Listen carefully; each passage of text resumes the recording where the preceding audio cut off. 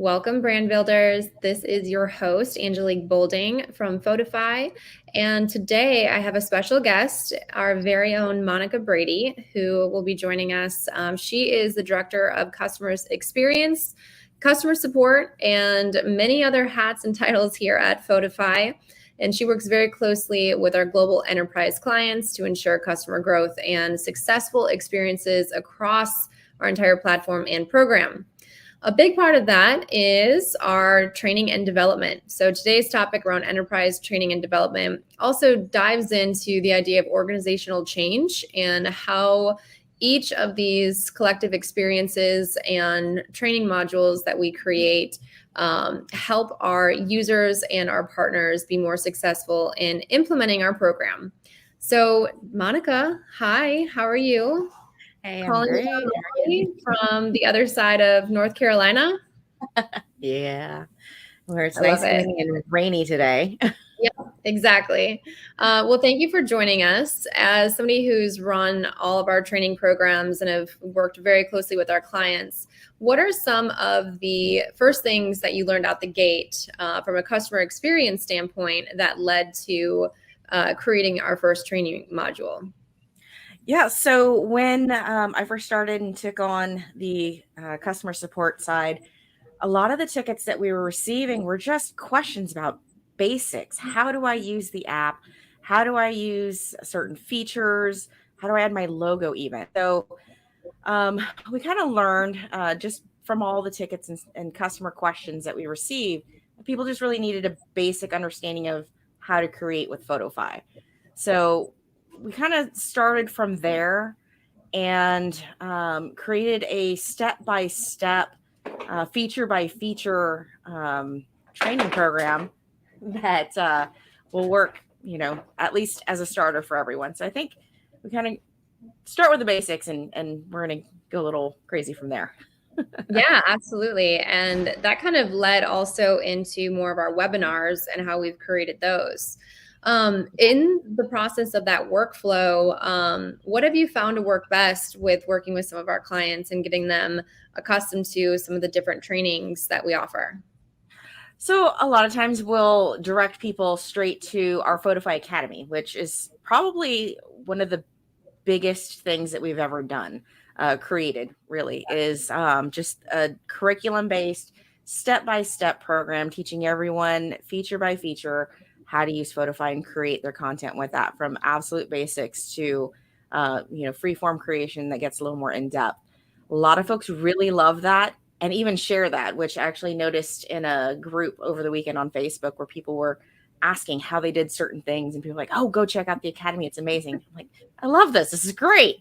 Um, so that was kind of the beginning of everything. From there, we've gone through and done so much more. Like you mentioned, webinars. Webinars Mhm. are a lot of fun. Right. So Well, I think one of the things we found pretty early on, because the tutorials on the features were awesome, but then I feel like we also realized that we have to touch customers at a lot of different channels. So you mentioned the LMS system and the Photofy Academy that we created, which yep. then took all the tutorials that you've made so beautifully and turned it into more of a structured but yet self-service training program for users. Um, Absolutely. and what is one of the things that you find, we have webinars, email education, video tutorials, Photofy Academy, and we're going to talk about our Facebook groups here in a second. What do you think is utilized most? To be honest, I think the webinars really are utilized the most just by looking at attendance and registration ratings. A Mhm. lot of people love that live connection.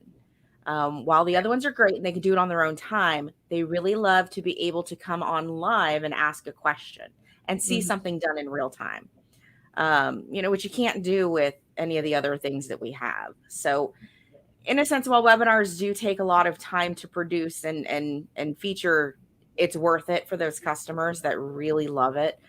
And some of our brands are just more, how do I say this? Like more enthusiastic about some of those webinars.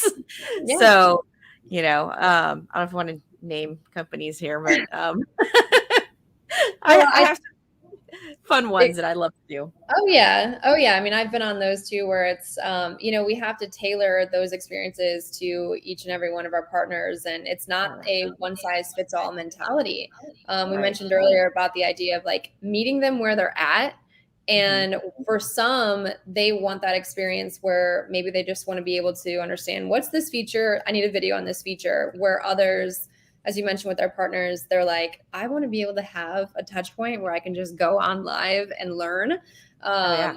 Even in 200 plus person webinars, I've found that people love asking questions there. And you never know when that question would answer another question that somebody else may have.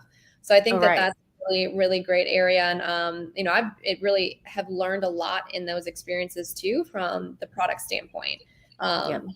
So I love that. And the other thing I want to mention that we discovered in the last 2 years is the use of Facebook group pages. Mm-hmm. And so you started the first Facebook group page for one of our partners.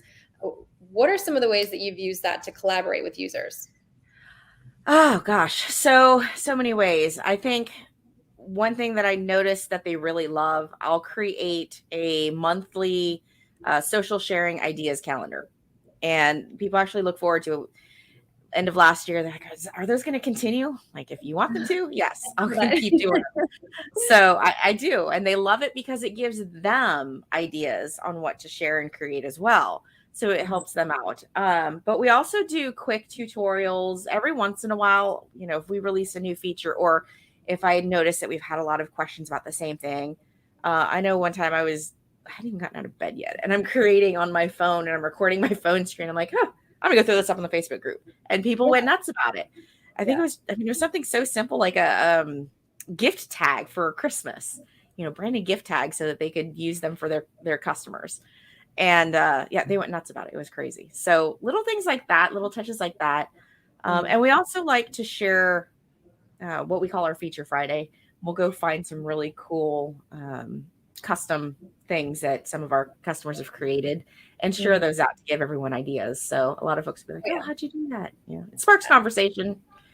So. No, and that right there is, I think, going back to the conversation of organizational change, and the goal with it is ultimately we want to make sure that our partners are successful when they onboard a program like ours. And the biggest challenge that we have is having users, all across that organization, upwards to, with some of our partners, 400, 500,000 individuals adapting our program. And that one size fits all doesn't really work for it. And I think that, when you approach the idea of introducing new technology, we've all had so many apps in our phone. We're constantly asked to do something differently. So how do you stand out? And one of the points I think you make with Facebook group pages is adding a community element, which then allows these individuals who might be learning this as a new skill set. It's brand new to them, from, even just picking up their phone and creating a piece of content, even down to some of our users. Their main focus is, sales. So adding that marketing component is something new. So I think, the biggest thing that I think of with the Facebook group is it's the community. It's getting people to talk about it as well. And to your point, if people are then recommending, or they're waiting for us to come, not waiting, but they're saying, hey, it's Friday, where's my Feature Friday? Or it's Thursday, and here's, I think that's a really big win. And that's something that, out the gate, you don't really think of. It takes trial and error and discovering new. So what are some other considerations that you take into account when approaching, or building out a new marketing piece or training material, I should say? A lot of times I like I don't know, just things just come to my mind sometimes. But seeing what the trend is, I belong to a bunch of different Facebook groups that are kind of in similar categories for some of our clients. I'll see what they're asking for. And if there's stuff that they really want, I'll be like, how can I create this in Fodify? And so I'll create something real quick, tutorial wise, and some will be step-by-step photos, some will be a step-by-step video, sometimes both. It just kind of depends on what's going on at the time. Well, I feel like even again mentioning the Facebook group forum and a lot of what you have with customer support, it's like a breeding ground for, well, here's Oh, yeah, another opportunity for us to talk about this. We can talk about absolutely. all these people are interested. Yeah. I think one that you introduced recently was the idea of digital business cards. And Hmm. it's like, well, heck yes, you can use Fodify to create a digital business card, Oh, but yeah. let's show you the steps in using it as well. One of the other shifts also is, I think, a demand in not just features, but marketing how to's.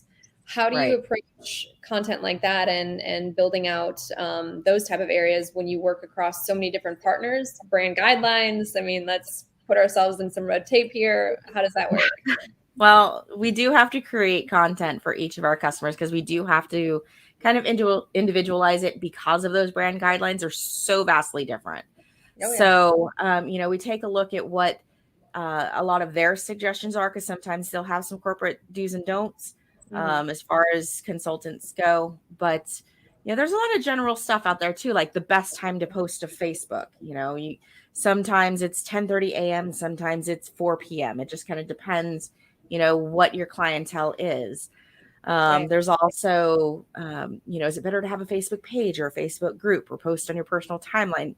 There's so many different questions out there, and it does require quite a bit of research, especially because social media is just this ever-changing world.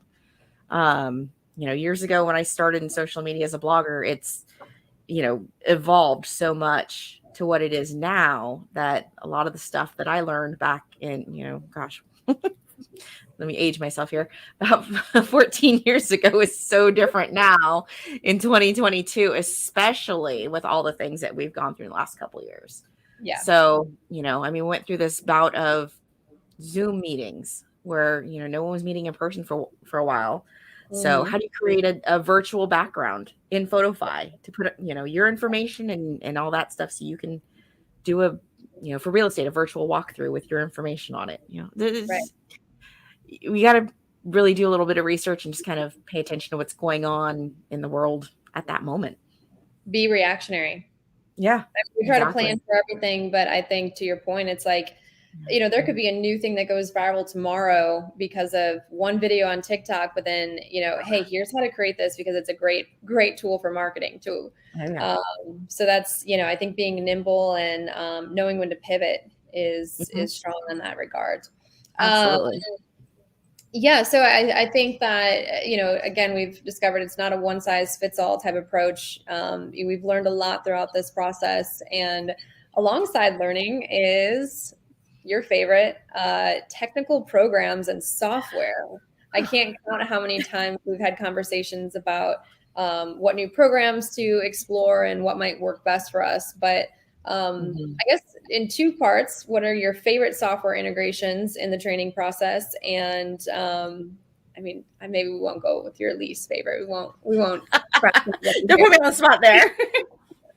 So to But be honest, yeah, some of the things that you've learned with that. well, I mean, I use Photofy for all my training programs. So hey, all of my content as far as training for me goes, I created in Photofy as far as the um, content goes. And then honestly, I don't do a lot of crazy stuff. I use iMovie. It's simple, it's easy, Yeah. and it comes on the Mac. Yeah. I do have access to the Adobe Suite, so I can use that as well if we want to add some visual effects and stuff. But I mean, keep it simple, Oh, yeah. honestly, because they're not there for the graphics and the fireworks. They're there to learn how to use your product. Sure. So, I For use iMovie a lot. I guess thinking about Zoom over right now we're trying out a new program which I got to give a shout out to StreamYard because Yeah. I'm really really enjoying this. What are some other programs and software that we use across our programming for how people access Yeah. training? Zoom is huge. We use that for all of our webinars just because we like to be able to have people register for things so we can Sure. keep in contact with them. A lot of questions will come up during the webinars that maybe I can't For answer there. for one reason or another. Yeah. So I like having that method of communication with them after the fact. Mhm. Yeah, this StreamYard though is pretty nifty. I'm liking it. I know we can do a lot of really cool things with it. So, banners and such. We'll Right. end up playing with it a little more. I was going to But say, just from the user interface here, it reminds me of my broadcast days where you can take different screens and different people and different yeah, graphics. But yeah, I mean, I'm looking at the overlays and video clips and logos and all things that, we could utilize Photofy for creating and then yeah, publishing in StreamYard. Um, absolutely. Talk to me about Photofy Academy. How is that structured and what's the system like that we use there? So Photofy Academy, we used Kajabi because it was it seemed fairly easy to use. After diving into, it's also pretty cost effective. We Yeah. don't charge for our training programs. So, and if you are a subscriber to Photofy, you get access to all of this stuff for free. Um, at least for now. But Yeah. Kajabi is it's curriculum based. So you register, it'll take you through, an intro, a step-by-step tour of the app itself, and then it'll walk you through each individual feature. And it starts off from quick share where it's literally tap and share, and then it goes into freeform creation, um, adding different elements to your image, changing the colors of things using an eyedropper. It goes so far in depth. But the nice thing about it, for those of you who are super busy, you don't have to watch the whole thing at once. It's not an hour-long training. It's literally maybe 2.5 minutes or less for each lesson. You can get through Um, the whole program and every lesson in less than an hour. Oh, absolutely. Yeah. Absolutely. So you can binge it all or you can save it and do it piece by piece. Yeah. So Well, that and I that think we do love. having training for free too, I think is pretty big, especially it's like, yes, of course we want to train our folks on how to use our programming, but in a lot of the content that we've started to create and the support networks that we've created, it leans more into less about our product and more about using our product within the grand scheme of how to market yourself, Right. which I mean, that training can become definitely invaluable. Absolutely. Cool. We're coming up on over about 15 minutes here, and I try to keep these short, but enjoyed, just having your take on things. Like I said, Monica is a huge part of all things customer experience and success here at Fodify. So, being able to learn more about the, every day and behind the scenes of what you do is great. And I guess kind of as a closer question, Mhm. what is one of your favorite things about what you do here at Fodify? Honestly, I love seeing the comments come in from customers when they're excited about something that they've done, something they've accomplished because of Photofy. Yeah. So, I've gotten some folks who just absolutely love using Photofy and will just, spread the word. So Yeah. it's great. It's great. I'm here because I want you to be successful, and we definitely love to take suggestions. So always, feel free to send us any suggestions or comments or questions on how to use it, or if you see something cool out there that you want to know how to create, send it to us. You never know. We could feature it in a webinar. So, I love it. yeah, it is fun. Love it. All right. Well, Monica, thank you again for joining us. If anybody is interested in getting a hold of Monica, I won't be giving her phone number out, but I will tell you that you can find her at support@fodify.com. Or if you are one of our, if you're part of our realtor network, you can find her on the Fodify for Real Estate Facebook group. So that's a bit about what we talked about today. And yeah, any other questions that you guys have, I would love to hear them. And thank you again, Monica. We'll chat with you soon.